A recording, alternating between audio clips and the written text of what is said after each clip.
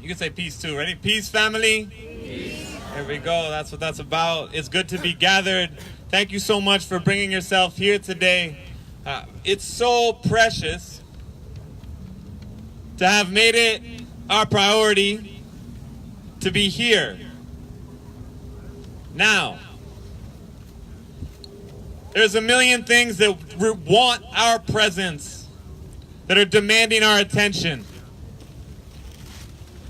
But we're deciding, each person that you see around you, each person who's wearing an orange jumpsuit and a black hood, decided to come here to this place to think about, to acknowledge, to show love, to pray for, to be enraged about injustice because of the situation of our family who are detained inside the prison at Guantanamo Bay. Because of their families, because of their parents, their children, their cousins, their loved ones who miss them, we've decided to come here because we know what love is. We know what having a family is. We know what it is to smile at somebody and feel that smile returned.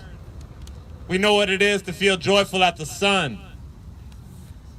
And that means we know enough to be enraged at the injustice that is happening right now in Guantanamo Bay, that has been happening for 17 years. So before anything else, thank you for your presence in this place, in this moment. You decided to be here, and we are grateful. Let's treat each other with that gratitude and with that love and with that kindness today, because we are together in that decision to be here, to turn our gaze toward those who are detained. Thank you for that. And we want to acknowledge the land on which we stand and the original peoples of this land.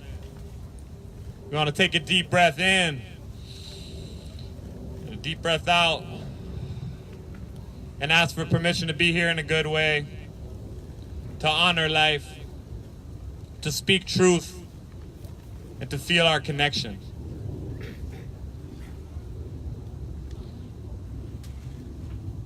The two of us will be your MCs today, so we'll go ahead and introduce ourselves. My name is Lou Aya of the Peace Poets. Hi everybody, my name is Aliyah Hussein. I work at the Center for Constitutional Rights. We represent a number of current and former detainees. I want to thank you all for being here, and on behalf of our clients who are detained at Guantanamo, thank you for standing in solidarity with them. The first person we have up is Reverend Ron Stieff with the National Religious Campaign Against Torture, who's going to do a short invocation for us. Thank you. Thank you, and welcome again, everyone. Please join me for a moment of prayer, of reflection, of stillness in your soul. Creator and sustainer of all, we confess that we do not always know the ways of the world. Yet we do know with certainty, because of the witness of the prophets of justice who have gone before us, we know with certainty that no human being should ever be placed by another human being in prison or in cages. We know for certain that human beings were not meant to torture other human beings, and we know for certain that human beings were not meant to endure the years of pain and suffering and uncertainty felt by individuals, families, and communities impacted by long-term, indefinite detention.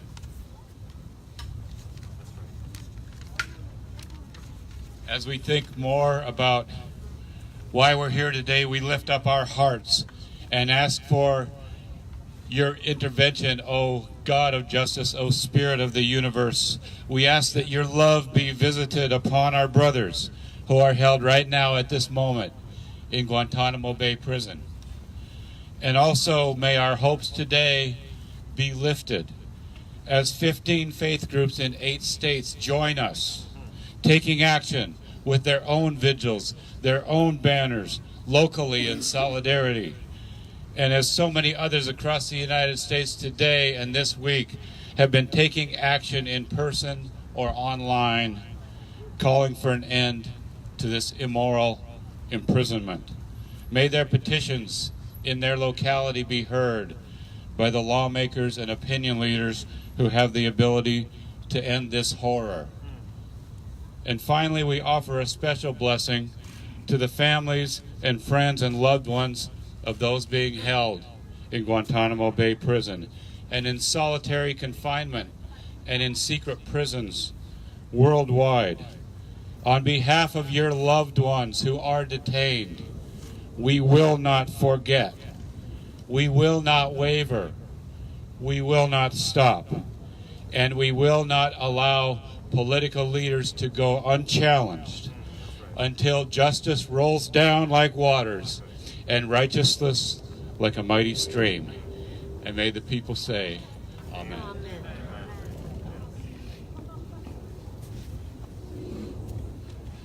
So family, we're going to have speakers today, and when we do, we want to welcome all the parts of you that feel, because we know that you are full of a whole universe of emotions. Am I right? Yes. I know I'm right. And so today I want to welcome the parts of you that are angry. I want to welcome the parts of you that are joyful, the parts of you that appreciate solidarity. Is that part of you here? I know that's right. But also I know that there's been a lot of terrible things happening. So are you all bringing your rage here today? Yes. I know that you are, and I know that you all have loved ones that inspire you, that keep you grounded, that make you joyful. Are we bringing our love for our people here today? Yes. Thank you so much. And so when people share their words with you, I don't want you to be shy. I want you to say thank you. I want you to go ahead and snap or clap or do whatever feels right to you. And definitely just offering your attention and your gaze is so appreciated. So thank you again for doing that. I'd like to welcome up Andy Worthington. Andy's been a steadfast ally in the work to close Guantanamo. He's devoted so much of his career to writing about the men there and bringing attention to the issue, and he's come all the way from the UK. So thanks so much, Andy. Hello, everybody. I only heard my name. I wasn't sure when I was supposed to be coming to speak. Say, oh, they're talking about me. Maybe I need to be here. It's just back there. Okay, you know the score. What's going on, America? 17 years is 6,210 days. I've been counting. With the Close Guantanamo campaign that I'm part of, we set up a clock, the Gitmo clock. It counts in real time how long Guantanamo is open. So 6,210 days today. That's 6,210 days of shame for every decent American. And I know gathered today here, you're all decent Americans. Every day this prison is open is a source of shame for all decent people. Because this isn't an ordinary prison where people have been tried and convicted. This isn't a war prison where people are taken off the battlefield and held, protected by the Geneva Conventions until the end of hostilities. This is a place where people were taken to in the first place so that they could be held absolutely without any rights whatsoever as human beings. And although some amazing legal battles have been fought to give them rights, those have ended up with them still essentially having no rights now and being the mere playthings of Donald Trump. Who would want to be a mere plaything of this disgusting man who's in the White House, who has contempt for the law, who has contempt for Muslims? 40 men are still held at Guantanamo. 5 of them were approved for release under Obama by high-level government review processes, but they didn't get out under him. Trump has no intention of releasing them. Where's the legal mechanism that would enforce their release? There isn't one. These are political prisoners. They're Donald Trump's personal prisoners. How do we put up with this? There are 9 men in Guantanamo who are facing trials in the broken, farcical trial system called the military commissions. That is incapable of delivering justice, but at least some effort is being made through that front. The rest of the men held there, 26 others, the mainstream media called them forever prisoners. Because the US government under Obama said, these men are too dangerous to release, but we don't have the evidence to put them on trial. Doesn't sound like evidence to me. Under pressure, Obama set up a parole-type process to review them. Parole normally is when you've been convicted of something. These men have been convicted of nothing. But if they could present a case that they wanted to reconstruct their lives afterwards in a peaceful manner, then he would release them. He did release 36 of them. This system, the PRBs, nominally exists under Donald Trump. But guess what? There hasn't been a single prisoner approved for release under the PRBs since he took office. Why would that be? I would say it's because he's politicized them out of their function. So there's no way out. We are here today with some good spirit, my friends. I can see it amongst us. And an anger that I've got that I hope is echoed in many of you. We had 1 year of Trump and we were pretty down last year. 2 years of Trump is much, much worse. So let's get angry, let's get indignant. And let's say to the man in the White House who claims to be the President of the United States that amongst his many, many other crimes, the crime of not closing Guantanamo is one that we're not going to forget. That's right. That's right. Yeah. Thank you. Yeah. Great, thank you so much, Andy. Next, we have my colleague Aya Saeed from the Center for Constitutional Rights, who will talk a bit about some of our clients and also the work we're doing to close Guantanamo. Please help me welcome Aya. Welcome, Aya.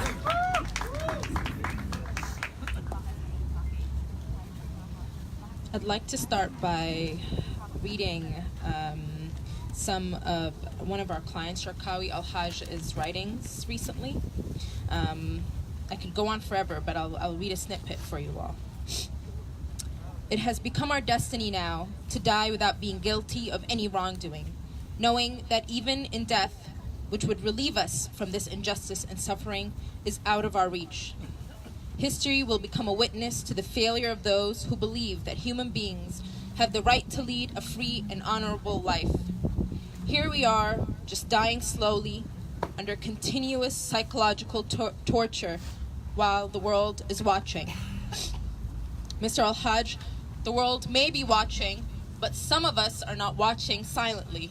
And what we'll do every day is demand that the evil that's committed in our name by the evil that's living in that White House is held accountable to all the immorality that it continues to perpetuate under American empire. And let me just put this out there so that, anyone who's asking, well, it's legal, it's not illegal, this prison is unconstitutional, it's illegal, and more importantly, it's immoral and it's inhumane. And that is what we're demanding for its closure.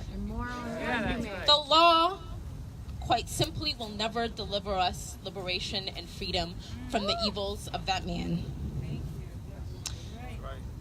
The problem is we're living under what we now see as a permanent war, where men are being held indefinitely. But what I do hope is that their perseverance, their resilience, their sort of will to get up each and every day, to participate in hunger strikes, inspires us to continue dreaming of a different world, imagining of a different reality. And may that kind of light continue to guide us forever. Thank you. Thank you, Aya. Family, our next speaker that we are so lucky to have here with us brings truth and important stories from Iraq to Afghanistan, and we're so happy that she's here today. Please give a warm welcome to Kathy Kelly from Voices for Creative Nonviolence. Good afternoon, and very special thanks to all of the people who have drawn us together today, and to the largeness of heart that not only helps us denounce living in a permanent warfare state, but also tries to understand the terrible suffering and affliction the practices of torture aided and abetted and committed by the United States have burdened Yemeni children with. It's torture for a child to die from starvation. And 87,500 Yemeni children have died of starvation caused by war. It's torture for a child survivor of a bombing attack to go on living disfigured, dismembered sometimes, to go on living with the traumatizing memories. Voices and other groups have been trying symbolically to represent children that were killed on August 9th with backpacks naming the victims. And earlier this week, Dr. Mahahalal read the names of each of those 36 who could be identified, and we had scattered in front of the Supreme Court backpacks with the children's names. And lying next to the backpacks were 9 people clad, as our friends here are now, to represent 9 Muslim men who died in detention, 3 of them possibly after having been tortured to death. And so, with our banner, we tried to say what must be said. We torture, we target, we terrify. And then the question, who are we? And Lou led us in a set of lines from Father Daniel Berrigan. He's with us still in a way. And Berrigan said, know where you stand, no more war. Know where you stand and stand there. The New York Times has said 16 different times since 2016 that in relationship to Yemen, war crimes are being committed. The war crimes go on. Muslims continue to suffer unbearably. And yet the falsehood, the pathetic falsehood constituted by Islamophobia misplaces fears. And so we become burdened by our own fears and by our own greed and by our own weapons. I once wrote a book, Other Lands Have Dreams. A good friend, Brian Terrell, said, well, maybe it's time for the sequel, Other Lands Have Drones. So we learned last week that Houthis used a drone and bombed a military parade led by their rivals. But do you see the pattern? The United States bombs the Doctors Without Borders hospital in Afghanistan, and then the Saudis bomb a Doctors Without Borders hospital 3 weeks later in Yemen. Do we see the pattern? The United States tortures Muslim men and imprisons them in Guantanamo, and now the UAE, Amnesty International told us 2 years ago, has a network of clandestine prisons practicing ghastly torture, and now almost all the warring parties in Yemen have black sites and places of torture. And let us be clear that when other people all around the world ask the question, who is the most menacing, frightening government in the world, they say, oh, the United States. And so the question, who are we? Know where you stand. No more war. Know where you stand and stand there. Thank you for standing together.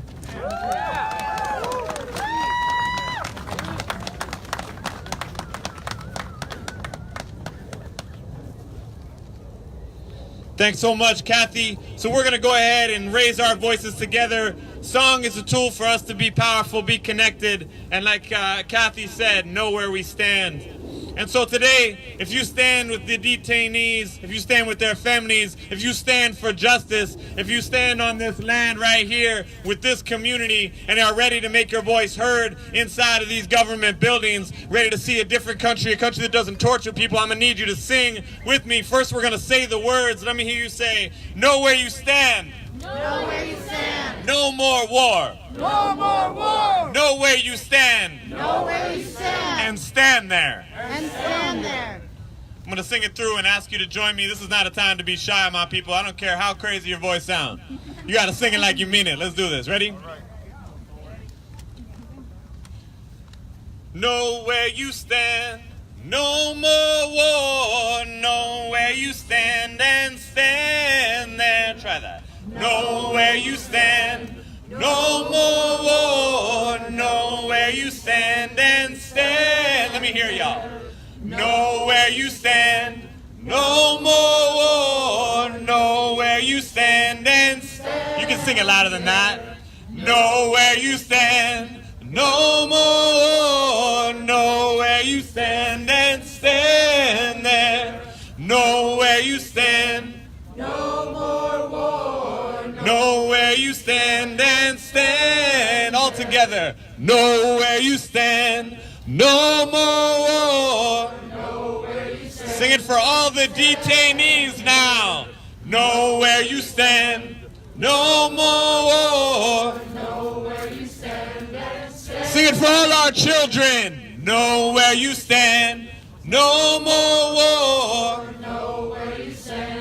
Sing it like a promise now. Know where you stand. No more war. Know where you stand. One more time, real loud. Know where you stand. No more war. Know where you stand and stand there. All right, thanks so much. Our next speaker is a great colleague and a friend. Shelby Sullivan-Bennis works with the organization Reprieve. They've been one of the first organizations defending men at Guantanamo. She really is a front lines lawyer and advocate. Spends days and weeks sometimes at Guantanamo sitting with the men. So welcome up, Shelby.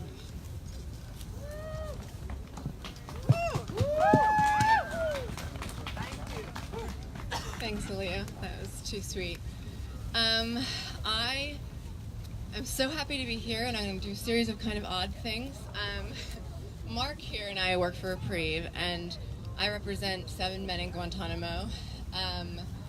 And I prepared some remarks, some of which are from them. But I thought that it was important, despite my lack of ability to make posters, that you see their faces. And their names and how they prefer to be referred to as opposed to like a legal name, things that kind of define their individuality, because my spiel,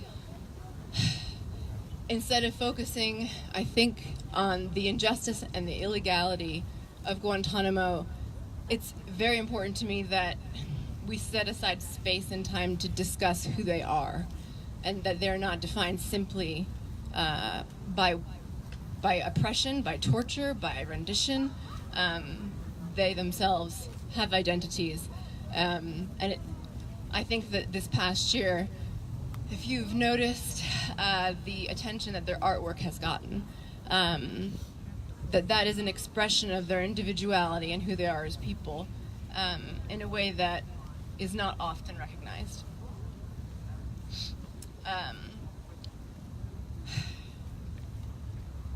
So their artwork was on display for one of the first times at a major gallery in New York. It got press attention even more so when the government's response was to close down the art program effectively, prohibiting my clients from giving their art to me and letting me give it to the world.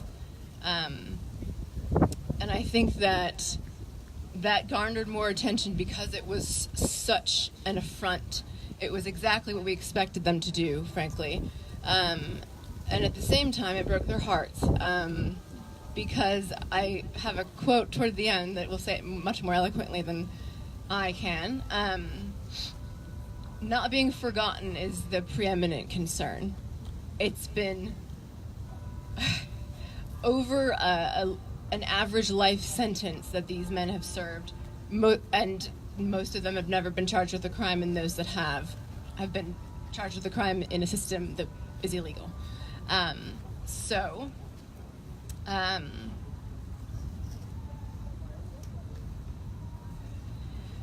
think it's important that they be defined by their individualism, that their personhood is something tethered to their being human beings, essentially that no matter the circumstances, governments cannot operate because these are people no matter what.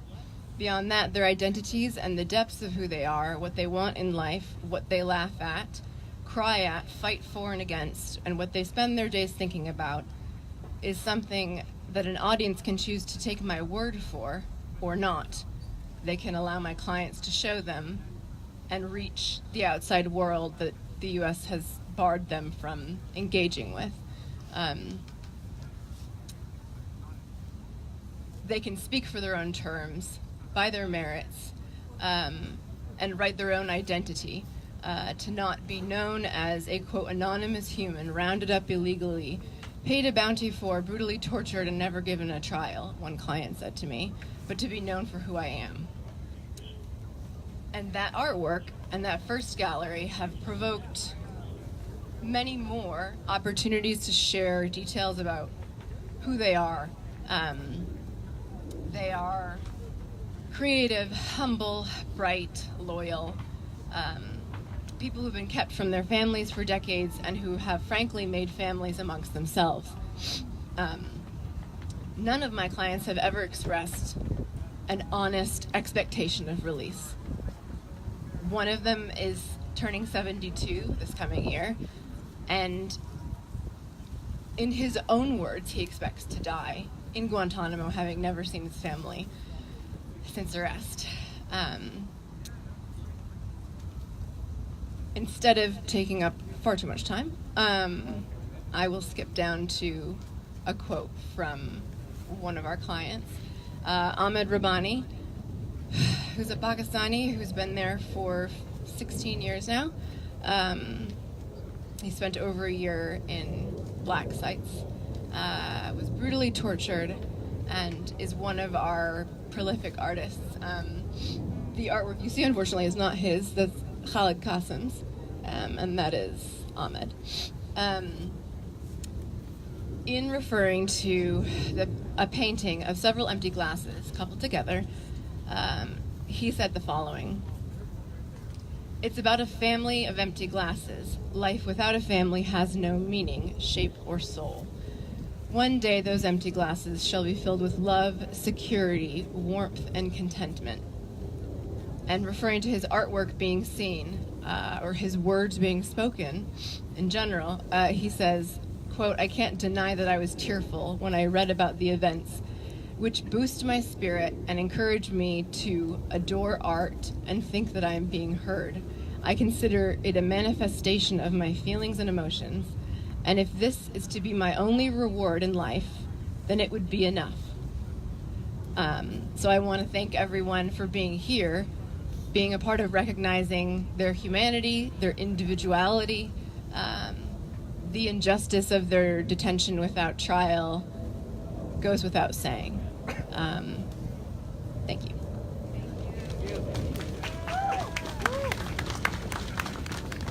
Great. Thank you so much, Shelby, for bringing the men at Guantanamo into this space. And like Shelby said, they'll know that this is happening and that so many of you have come out on a very cold day to hear their stories and to stand in solidarity with them. I'm excited to introduce the next two speakers who I just met this morning, but I have no doubt we'll see much more of them in the coming years.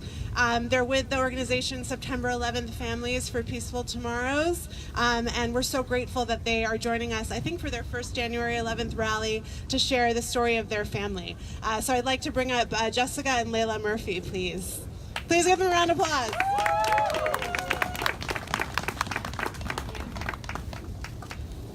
Good afternoon, and thank you all for your presence here today. My name is Jessica Murphy. And my name is Layla Murphy. On September 11th, 2001, our father, Brian Joseph Murphy, was killed in the attacks on the World Trade Center in New York City. I was 5 and my sister was 3, about to turn 4.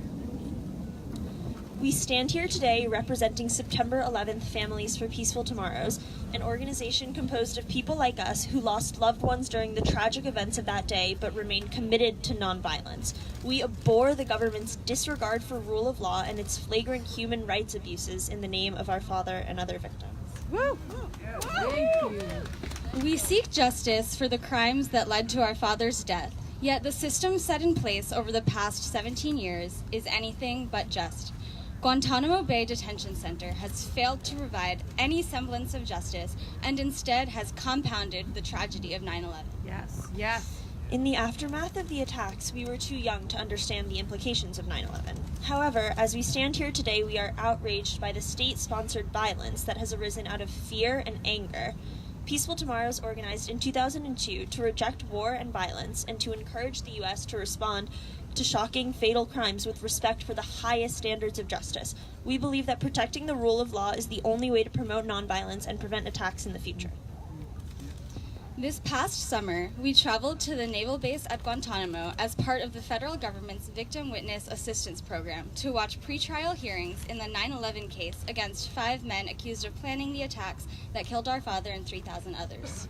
Over 17 years after the attacks, these individuals have yet to be charged or tried, and any trial is unlikely to begin for 2 or 3 more years or longer.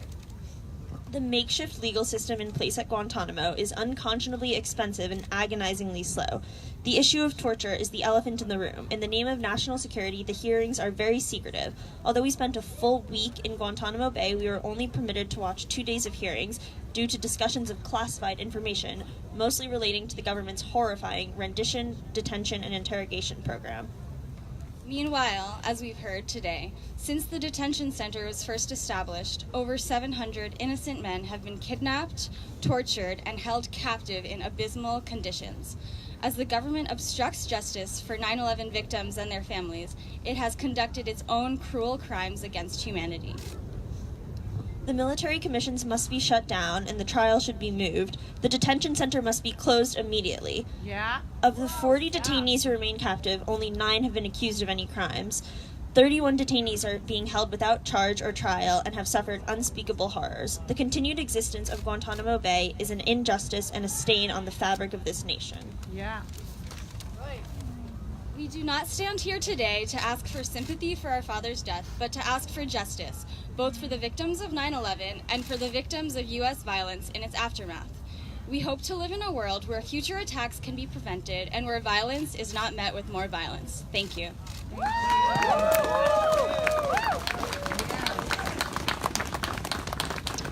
Thank you so much, Jessica and Layla. September 11th Families for Peaceful Tomorrows is such a great organization. Their perspective is so critical in this work, and we're really happy to welcome you into this community. Next up, we have Daphne Evitar with Amnesty International USA to talk about Tawfiq al-Bahani, one of the cleared men, their campaign, and their great work to close Guantanamo. Thanks. So I just want to reiterate what Aaliyah just said, that this working 9/11, the 9/11 Families group has been amazing. Thank you both so much for just speaking.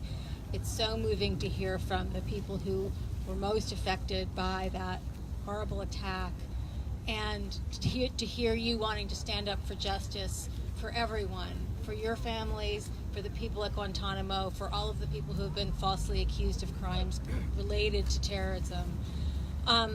At Amnesty International, we've tried to focus on one person at a time to really bring to life who these people are, because they're not just 40 nameless men, and I know many of the people here also do that. We currently have a campaign for Tawfiq al-Bahani, who is one of the 5 men who've been cleared for transfer out of Guantanamo for 8 years. So when President Obama came in, he created a commission, a very careful procedure. It involved all the national security agencies. They reviewed every case in great detail, and a number of people were cleared for release. He's one of them, and he's still there. And there's absolutely no justification for him to be there. And I don't mean to suggest that there's justification for anyone to be there, because there isn't. But there are these 5 cases that are sort of the easiest ones to push the government on now. So that's one reason we're focusing on Tawfiq and others like him, is because we need to be pushing the government on what they can do now. And as we know, we don't have a government that's very bold or that's going to make a lot of bold moves right now. So Tawfiq al-Bahani is somebody who was tortured by the CIA. He has spent 16 years at Guantanamo. He's never been charged with a crime. He's never been charged with any violence whatsoever. Never been charged with doing anything that hurt anybody. Long, kind of crazy story how he ended up in there, the way so many people were falsely accused of things. But he has been there patiently waiting to leave. He's been told he can leave, and then at the last minute something always stops it. So for 8 years he's been cleared. We're really trying to push the government. We're writing to the Department of Defense. We have postcards we can share with you. We have an online action. Please go to our website to get Tawfiq al-Bahani transferred. I also just want to really say that we have a new Congress. I know we still have this president, but Congress has oversight powers. There are things it can do. It can hold hearings. It can hold hearings on why we still have this unlawful prison 17 years later that is holding people who have never been charged with crimes. It can hold hearings on why the State Department and the Defense Department offices that were created to transfer people out of Guantanamo have been completely shut down.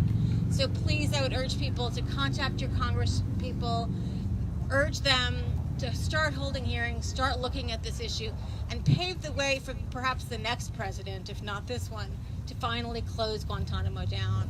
And I just want to emphasize that the thing about Trump in this administration is he's, even the small chances there were of getting transferred out before have been shut down completely. He's completely stopped that machinery.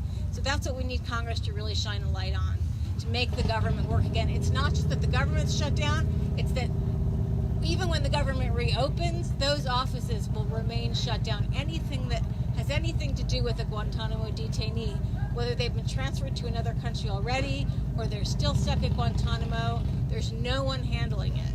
And that's terrible for any of the lawyers trying to represent them. There's literally no one to talk to in the government because no one's responsible for them. So that's something that we can get changed now. We can really get Congress to do something about it. So I really want to urge people, and thank you so much for coming out and still caring about this 17 years later. I know it's discouraging, but it's only people who care and keep coming out that's going to make the difference. So thank you so much, all of you.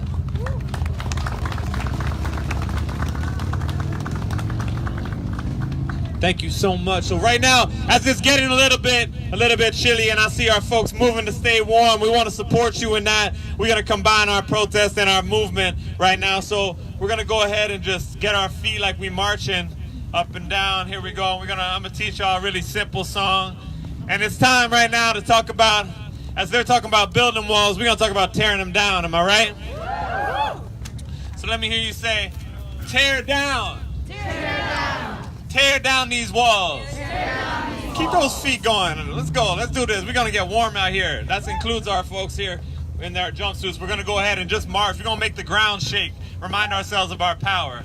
So say, there is no freedom. There is no freedom. Without freedom for all. Without freedom for all. So I'm going to go ahead and sing that one time. Trust me, do yourself a favor. If you're shy to move, get over it real quick because you're going to be happy when you're warmer. Here we go. We're going to tear down these walls. There is no freedom without freedom for all. Tear down these walls. There is no freedom without freedom for all. Sing that. Tear down, come on. Tear down these walls. There is no freedom without freedom. Like we believe that. Come on. Tear down these walls. There is no freedom without freedom. All right, twice as much movement. Let's get it. Tear down these walls. There is no freedom without freedom. Freedom for all our children. Come on. Tear down these walls. There is no freedom without freedom. Like you believe in a border-free world. Tear down these walls.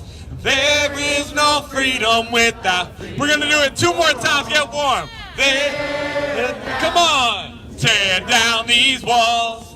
There is no freedom without freedom. Sing it one more time with love. Tear down these walls.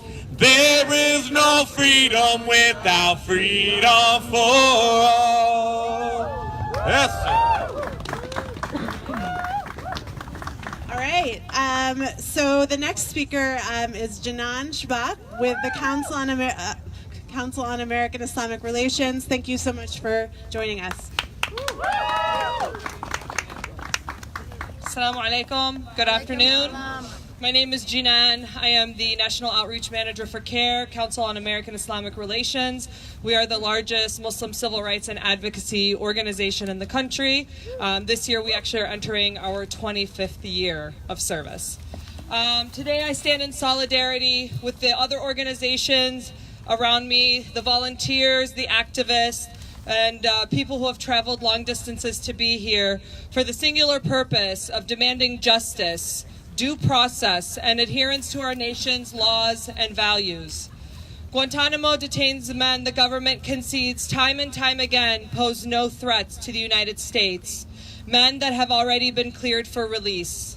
It is an injustice and stain on our nation's reputation that these men are still in custody. Guantanamo subverts the criminal justice system by not giving each detainee their day in court, to face their charges and accusers. The innocent should be released back to their families. We should not delay their pain by further prolonging their incarceration. The accused should be given a fair trial consistent with our constitutional values. Americans who believe in the rule of law and the U.S. Constitution cannot stand idly by while our government indefinitely detains 40 men, many of whom have families and children, at Guantanamo without charge or trial. The major test of any nation's commitment to the rule of law and due process is how well it protects the human rights and dignity of not only its citizens, but also of foreign prisoners in its custody. President Obama failed in his signature promise to close this prison. President Trump threatens to keep Guantanamo open and fill it up again. Now is the time for advocates of justice to seek the closure of this prison. Let us press on together. Thank you.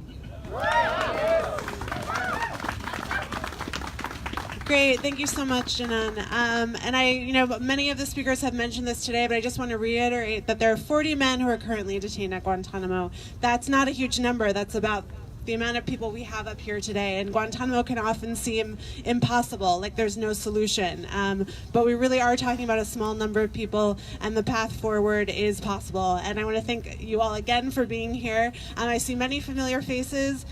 Thank you for sticking with us in this fight, and many new faces too. So I ask the new folks to join us again in this work, to check out any of the organizations who've co-sponsored this rally, find out how you can get involved and connect with other people. We're happy to have you, and we're going to need you around for a long time because this fight's going to take a while. So the next speaker is a dear friend and amazing advocate, co-director of the Justice Muslims Collective here in the DC area, and she's about to drop some knowledge. So get ready, Dr. Maha Halal.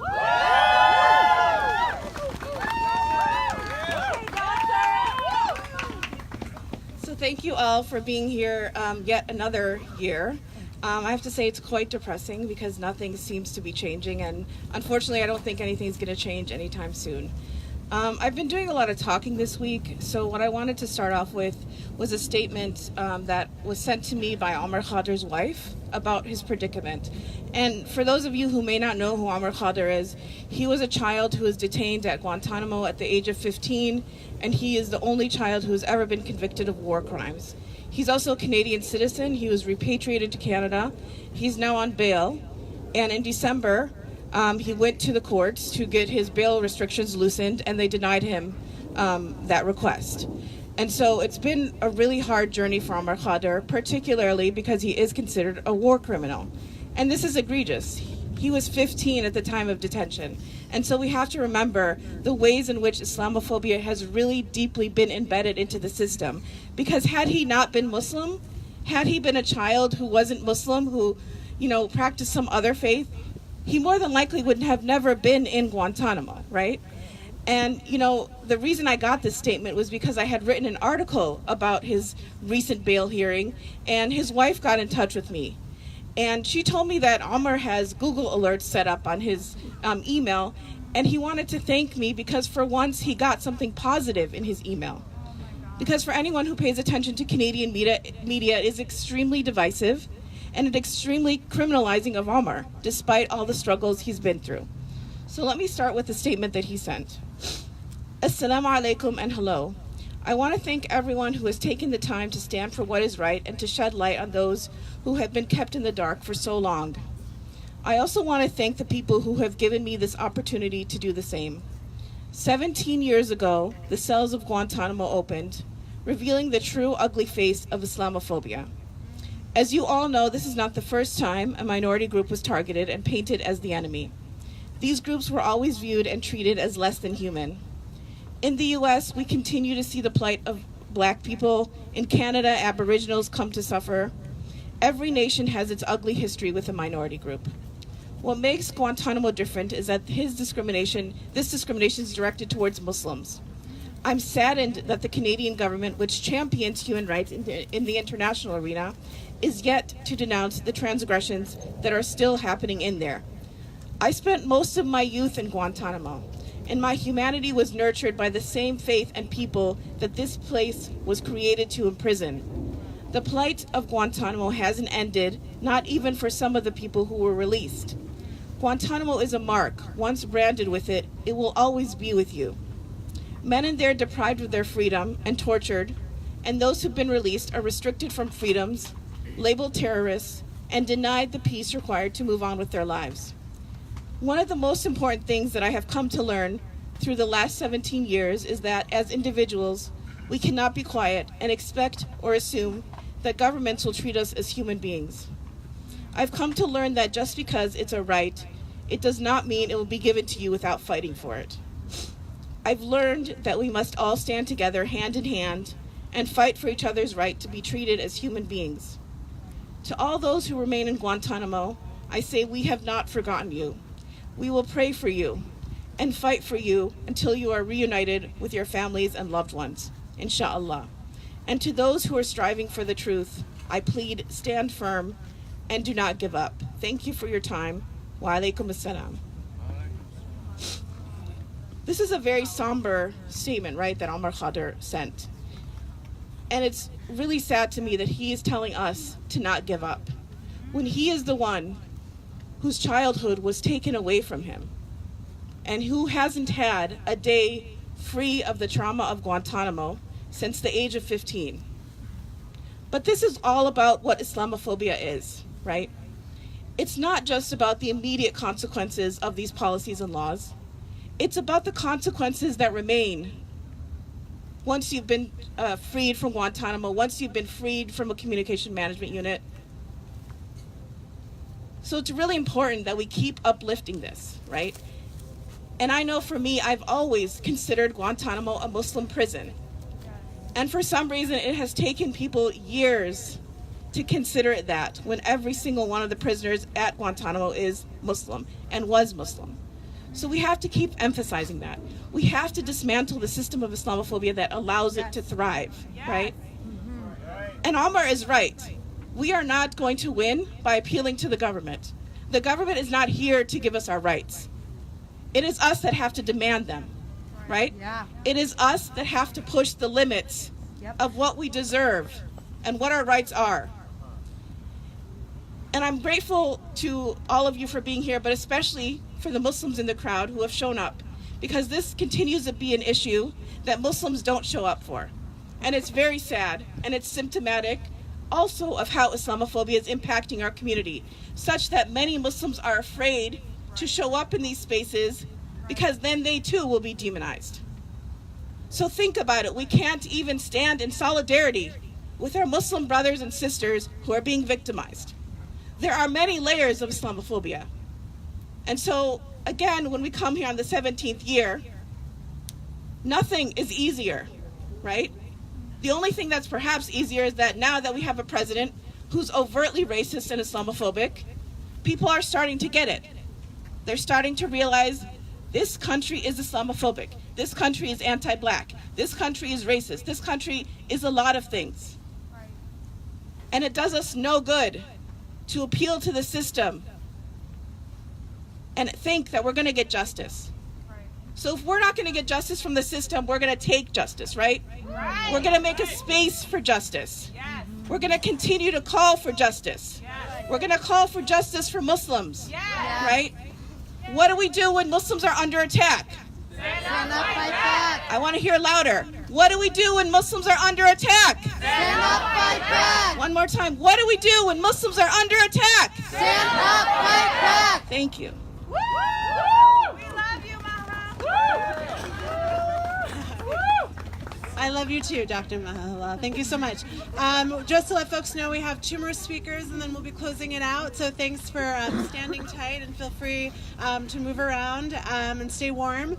The next speaker is with an organization called Code Pink. I'm sure many of you have heard of them, if not seen them, around doing amazing actions. And Medea Benjamin's going to come up and I think talk a little bit about challenging militarism at home and abroad. Thanks. So I want to thank those people who have been all week dressed in these orange jumpsuits, many of you fasting in the cold, and being the moral grounding of what we want our government to be like. But in the meantime, there's somebody who's been traveling around the world talking about what our government is. And I don't know if any of you have caught the speech by Mike Pompeo. It's called A Force for Good. And whether you knew it or not, the U.S. is a force for good in the world. The U.S. is not, has never been, and doesn't want to be an empire. The U.S. is not an occupier. The U.S. is only a liberator. So he said this, of course, in Cairo, where the dictator Sisi has imprisoned about 50,000 people, many of them being tortured. And instead, Pompeo thanks Sisi for his courage. So here we have the Pompeo going around, and one of the main things he's doing is whipping up hatred against Iran. And we have to be very careful about what's happening now, because this is the next target on the U.S. list. And we have to not only wind down the wars we're in, but stop a new one. And in terms of the wars that we're in, it's very interesting the kind of divisions that are happening now within the military state around Trump saying pull the troops out of Syria and bring half of them back from Afghanistan.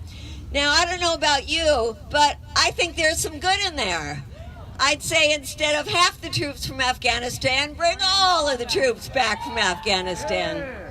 But like a broken clock, Donald Trump can be right sometimes. And in this case, he is right to say bring the troops out of Syria. And in the meantime, he's gotten attacked from the left, from the right, from all over the place. And there was a very interesting poll that was just done this week by Politico. And the poll asked, do you think it's a good thing to get the troops out of Syria? Do you think it's a good thing to get the troops of Afghanistan? Do you think the U.S. has been too long in places like Afghanistan, Syria? Well, guess what?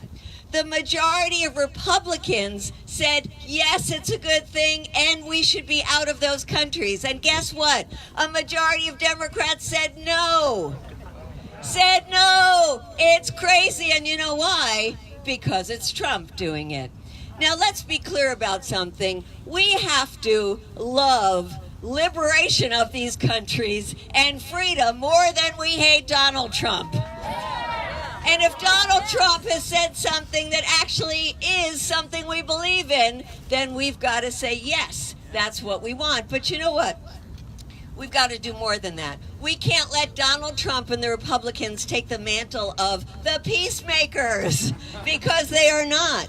But that's because we haven't done enough to be not only the peacemakers, but the ones with the big vision of what peace looks like.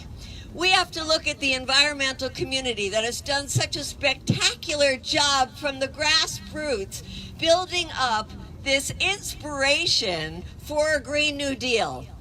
And that's the kind of model that we have to use. And we have to say what we need now is a new peace deal. And we have to envision and come together and lay out exactly what a new peace deal looks like. And of course, it includes closing Guantanamo. It includes a country that never tortures. It includes a country that brings its troops back, not only from the places where a war, but closes the 800 bases that we have in other people's countries. A country that is not going to spend $1 trillion in the next 10 years to, quote, upgrade our nuclear weapons. And a country that is going to seriously start looking at how are we going to reduce the military budget and liberate those funds for the Green New Deal, liberate those funds for Medicare for all, liberate those funds for free college education for all our young people. So I say that we use the next couple of months to come together and we come up with our ideas and our plan for this new peace deal. We do the same kind of grassroots organizing that the environmental community has been doing. We get out there into the halls of Congress where there's a lot of good energy right now. We get our champions in the halls of Congress and we really build the kind of foreign policy that reflects the moral values of all of you that are here today. Thank you. Thank you so much, Medea. Family, I just want to take a second to raise up as we have one more speaker before we close out, and we're going to invite you all to join us for a very short honoring of, a ritual and honoring of the work that's happening and also the way in which we're carrying it forward. The last speaker that we have for you all today is a dear friend and an amazing organizer who works for an organization called SOA Watch, School of the Americas Watch. And they do work to close down the SOA and also to bring attention to the militarization of the border. For those who don't know, that's the school that trained Latin American soldiers who committed some of the worst human rights abuses. And so this work is preciously important right now, responding to the crisis of the militarization of the border. And it's amazing that she's able to join us today. Please welcome Maria Luisa Rosar.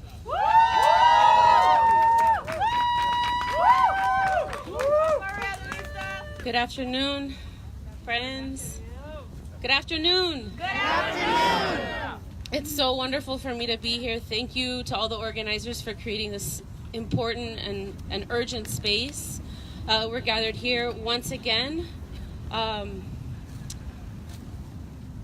There's not much more that I can add to everything all these amazing speakers have brought to this space. I do want to say, United States tortures. Guantanamo is the most egregious example of just how the United States tortures, how far it's willing to go to strip people of their dignity. And there are 40 men who are still waiting to be reunited with their families. There are 40 families who are waiting for justice. Torture is not new. As Lou was saying, the United States has a long history of exporting violence and torture. Torture is the U.S. way. The torture manuals that were used to train Latin American dictators and military, police, and now Border Patrol are the same tactics that have been used, reused, exported, expanded, sophisticated throughout the world. And the School of the Americas, like Guantanamo, they're not aberrations. They're clear examples and embodiment of our U.S. foreign policy. And we're here to bear witness and to continue denouncing these acts and these atrocities being committed in our name. And torture is a legacy that continues today unabated. It's been normalized. And we're here to say no more. That's right. No more. No more. So, in our demands not only to close Guantanamo, we also need to recognize that the United States also needs to return Guantanamo to Cuba. Yeah. And when we speak these truths, we know there cannot be truth without justice. And justice also means holding every intellectual and material author to account. That's right. Yeah. Without truth, there is no justice. And without accountability, there is no justice. Yeah. And we need justice. Yeah. Right. Our 40 brothers in Guantanamo today need justice. Yeah. And they need us to continue uplifting and walking alongside them and their families. Yes. That's right. Not just for our future, today in real time. They are living and surviving torture every day that Guantanamo remains open. So it's not only for our 40 brothers in Guantanamo, but our future generations.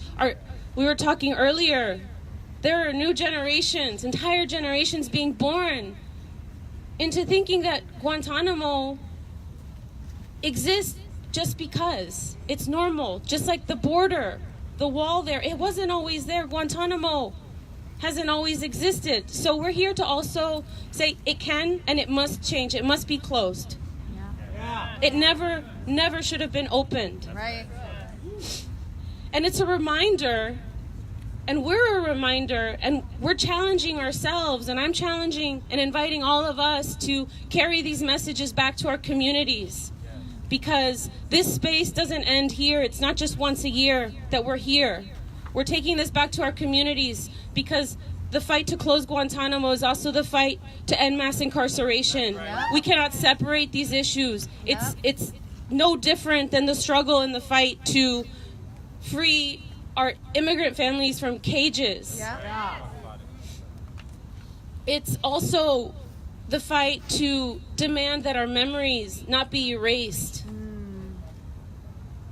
So when we're talking about Guantanamo and when we're talking about our brothers who are still being tortured at Guantanamo, we are also uplifting a narrative that counters the narrative that we hear from the White House. And it's important to also remember, this is not just a Republican agenda. The United States is an empire, so it is bipartisan. We need to condemn Guantanamo regardless of who is in the White House. Absolutely. We need to challenge these policies. We need to continue to build a collective memory. And most importantly, we know that for those who have survived Guantanamo and refuse to remain silent, that's a challenge for us all. We cannot remain silent on this issue, ever. Thank you.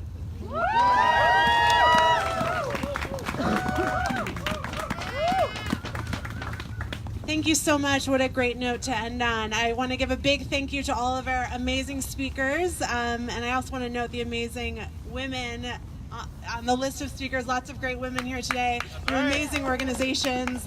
I'm glad we were offered a range of perspectives. People are doing amazing work on so many different issues, and now is the time to really bring those issues together.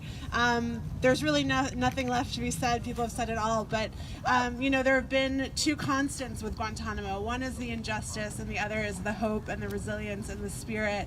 Omar Khadr's words of imagining a day of justice. I've sat across men at Guantanamo for years, and they've always told me not to lose hope because they haven't lost hope. And so with hope and resilience and a lot of hard work and organizing, I think we'll see light at the end of the tunnel one day, I hope. And I'm happy to be on that walk with you all. Thank you. So family, as we close out here, there's something that I want us to do, and the way in which each person who came here today to show up and talk about what's happening in Guantanamo and demand justice for those who are inside Guantanamo, for those who came to make the connection between mass incarceration, immigrant detention, and the war on terror, for those who came to speak that truth, who came to see each other as fully human, as embodying the peace we want right here in this little circle, in this little park. For each one of you who decided to do that, I also want you to call to mind a child in your life. One of the little ones that you know. The little ones who run around laughing, like my friend James Salt's son Dylan, who just came into the church we were in a little while ago with his big bright eyes, playing a drum, showing me his mittens like they were the most precious thing in the world. Right, I wanted to call that child in your life to mind, right?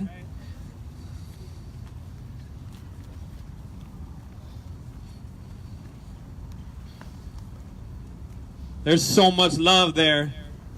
I want to invite our brother Art to think about his son Carlos.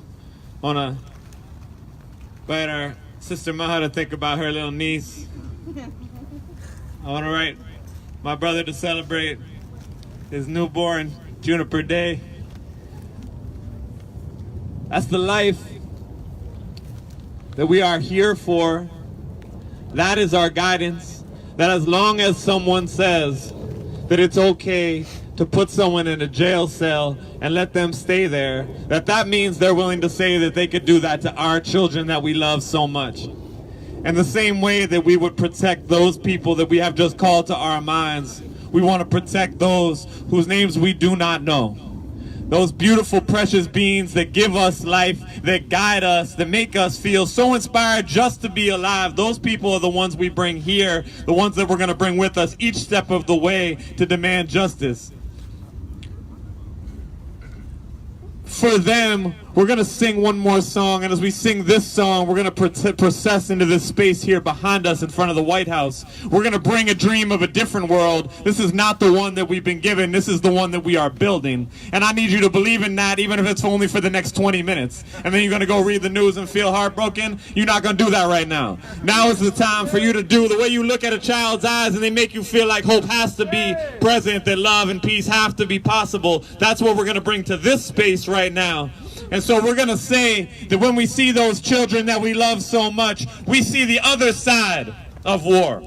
We see the other side of border walls. We see the other side of detention. We see the other side. It's different there.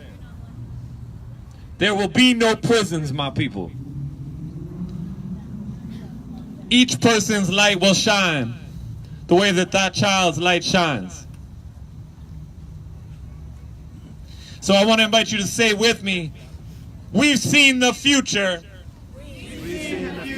We've seen the other side. There will be no prisons. We will see our light shine. Please keep with you the image of the child who you brought to mind right now, because when we say we will see our light shine, I want you to think about their shining eyes and their little voice. And as we do that, we remember that each person in Guantanamo has children in their life too. And so when we say we'll see our light shine, we're talking about each detainee. We're talking about the children we know and love. We're talking about the children in Yemen. We're talking about the children in the South Bronx. We're talking about the children up the block from here struggling to get a good meal at night. We're talking about all our people. When we say we'll see our light shine, I want you to not be shy. When we say there will be no prisons, that's when I really need your faith. Say it with all your rage and all your love. We're going to sing it through one time. And what we're going to do here, I'm just going to give you a little bit of instruction as we sing this song, is we're going to gather in this space in a circle. The detainees will be in a circle. And I'm going to ask this group of people here in our regular clothes to circle around them. So it'll be two circles. And when we do, there will be a process that we'll explain to you all when we get over there to raise up the power of our light. So I want you all to sing with me. The song goes like this.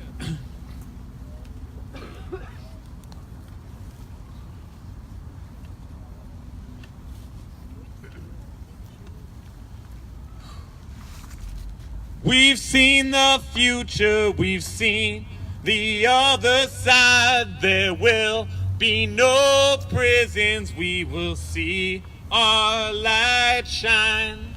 We've seen the future, we've seen the other side. There will be no prisons, we'll see our light. Try it one more time.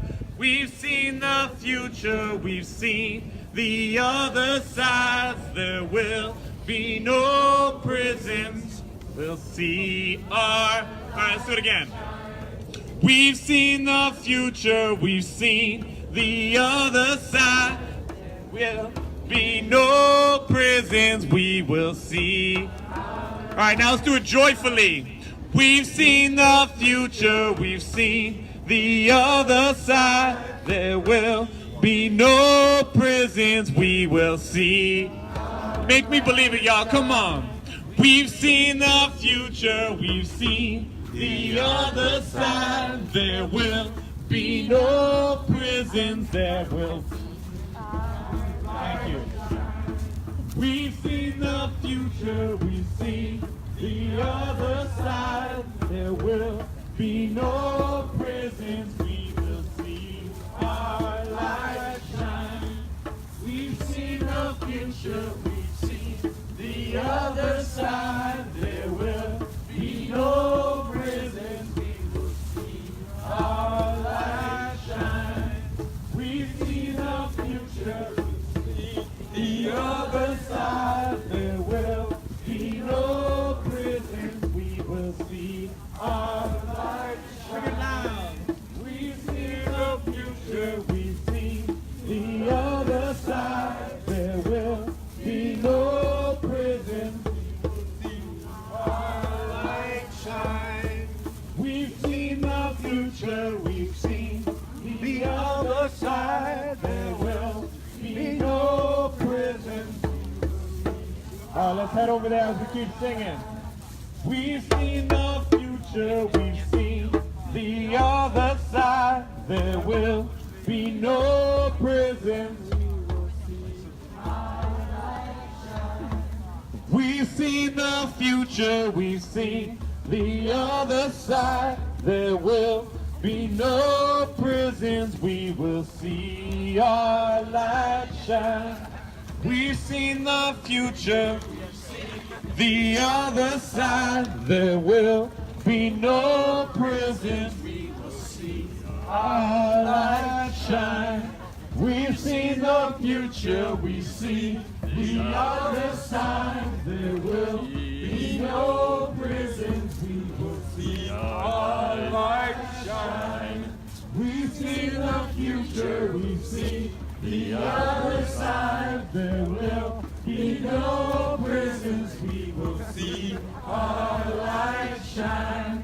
We've seen the future, we've seen the other side. There will be no prisons. We will see our light shine. We've seen the future, we've seen the other side. There will be no prisons. We will see our light shine. We've seen the future, we've seen the other side. There will be no prisons. We will see our light shine. We've seen the future, we've seen the other side. There will be no prisons. So we'll keep forming a big circle here. We've seen the future, we've seen the other side. There will be no prisons. We will see our light shine. We've seen the future, we've seen the other side. There will be no prisons. We will see our light shine. We've seen the future, we've seen the other side. There will be no prisons. We will see our light shine. We've seen the future, we've seen the other side. There will be no prisons. We will see our light shine. We've seen the future, we've seen the other side. There will be no prisons. We will see our light shine. We've seen the future, we've seen the other side. There will be no prisons. There our light shine. We've seen the future, we've seen the other side. There will be no prisons. There our light shine. We've seen the future, we've seen the other side. There will be no prisons. We will see our light shine. We've seen the future, we've seen the other side. There will be no prisons. We will see our light shine. We've seen the future, we've seen the other side. There will be no prisons. We will see our light shine. We've seen the future, we've seen the other side. There will be no prisons. We will see our light shine. We've seen the future, we've seen the other side. There will be no prisons. We will see our light shine. We've seen the future, we've seen the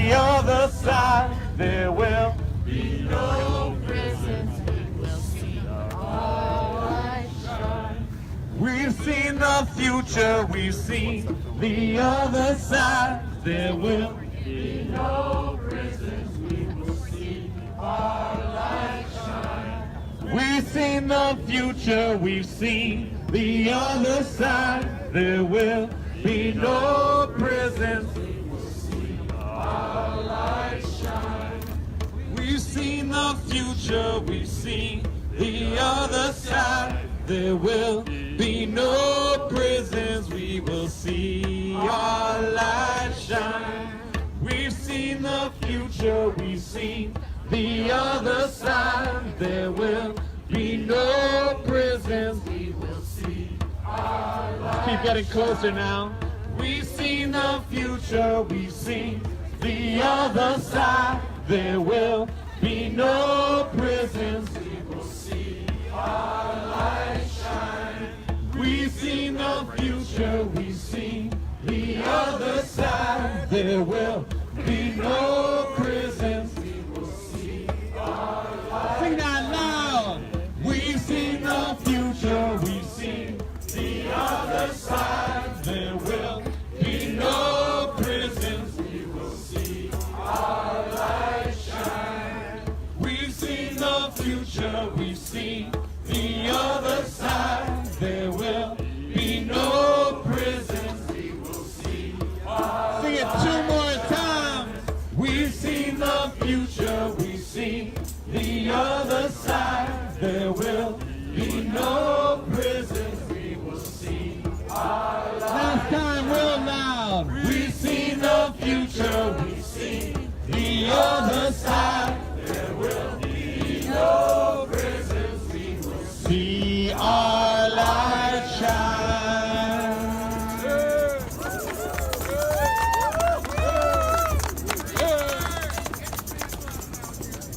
Thank you, family. So we're going to ask those who are gathered in the middle, who have come here today to represent the men detained in Guantanamo. We're going to ask them to take a step towards the banner in the middle so that they're shoulder to shoulder, so that that's people on one side. And so those of us who are on the outside, we can leave that little bit of space. And what we're going to do now is we brought here some small candles, and I want to share a moment with you that was really powerful. One of the detainees in Guantanamo once made a small blue lantern. And that blue lantern was dedicated to all the people who kept the fire alive for their freedom. So today, along with their families and friends and communities, that is us. We have kept that light lit. And at the center of this struggle has always been their courage, their dignified resistance, the bravery to offer even their bodies in hunger strike, even their lives, to those who have passed away inside that prison. Right now, tragically, there's people incarcerated and detained across this country. In fighting mass incarceration, we center those who are incarcerated and know that they're the ones who have the wisdom.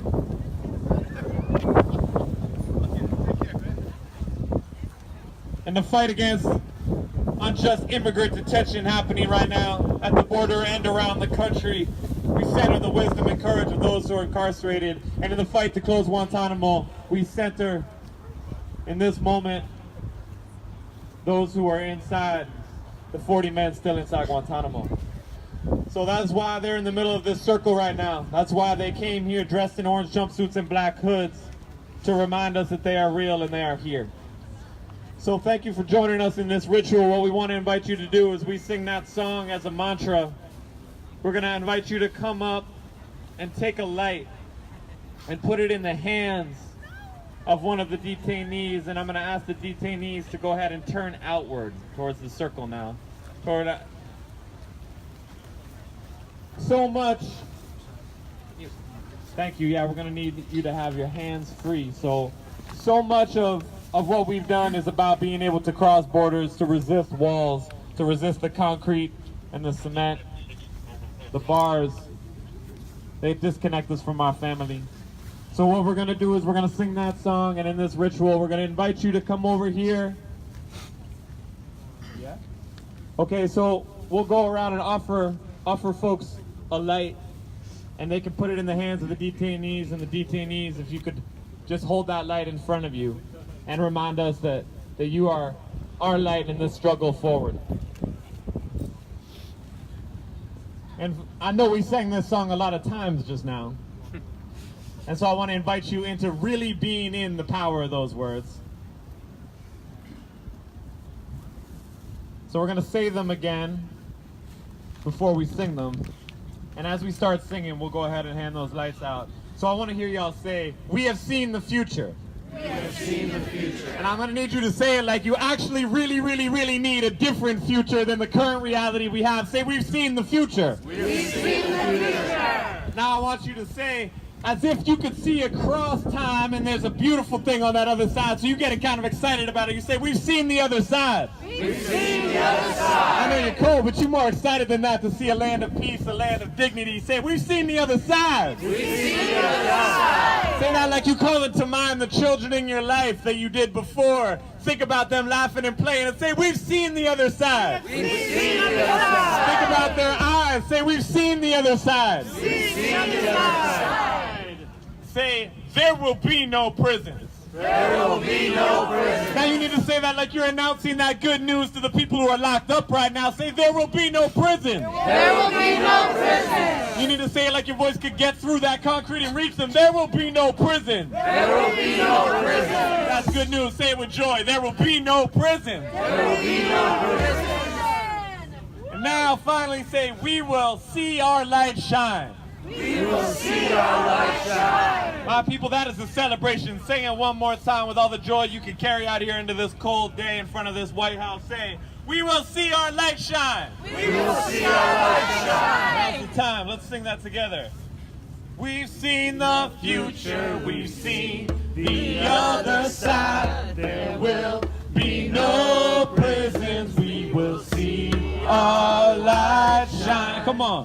We've seen the future, we've seen the other side. There will be no prisons, we will see our light shine.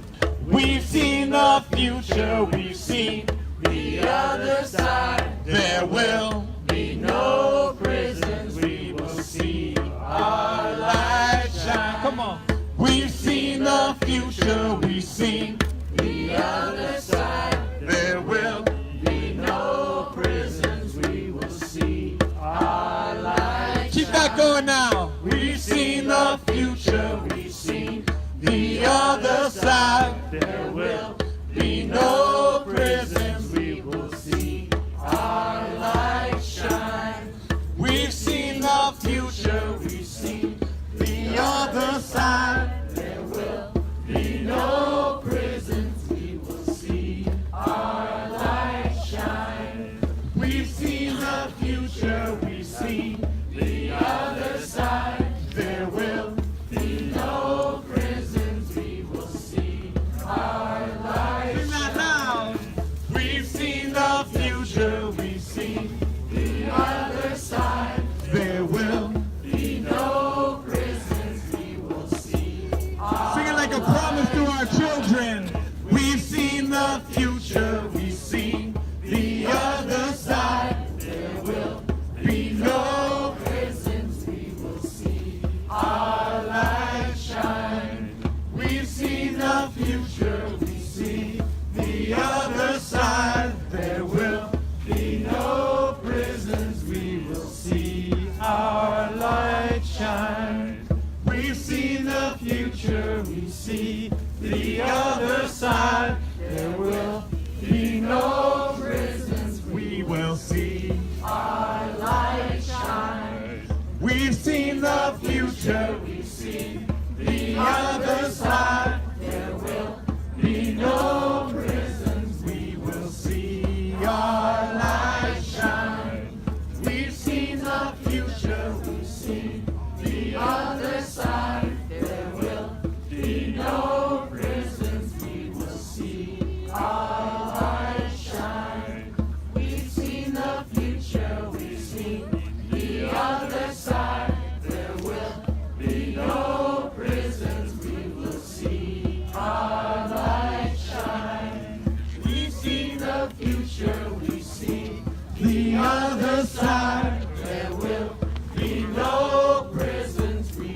As we keep singing, let's get a little closer to that. We've seen the future, we've seen the other side. There will be no prisons, we will see our light shine. Like you mean it. We've seen the future, we've seen the other side. There will be no prisons, we will see our light. Sing it like a promise.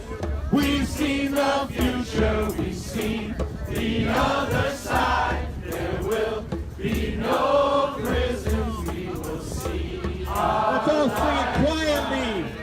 We've seen the future, we've seen the other side. There will be no prisons. We only got a couple more times. Let's build it up loud now. We've seen the future, we've seen the other side. There will be no prisons, we will see. All right, let's get real loud. Two more times. We've seen the future, we've seen the other side. There will be no prisons, we will see. For the freedom of all those detained. We've seen the future, we've seen the other side. There will be no prisons, we will see our light. Last time. We've seen the future, we've seen the other side. There will be no prisons, we will see our light shine. My family, thank you so much for bringing into this space the dignity of so many people.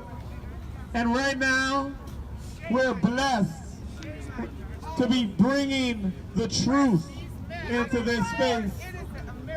Family, what we want to do is let's keep our attention on this ritual that we're doing right now. What I need you to do is, there's a lot of noise in this country in general. Sometimes it's the news. Sometimes it's regular folks who are miseducated. So what we need to do is allow our courage, the same courage offered by the detained, who only get to face to face with people who are their jailers. Now we have to take courage, take instruction from the dignity they walk with day after day. In this moment of offering light into the hands of the detainees so that they can continue to guide us, we're going to ask those who are in these jumpsuits and under these hoods to take a second and to raise up the black hoods that they've been wearing today, so that we can see the elders, the friends, the family of our community who have made it their business to presence the detainees in this space. Thank you so much for being here. Go ahead and lift up your hoods now. Thank y'all. Thank you. Thank you.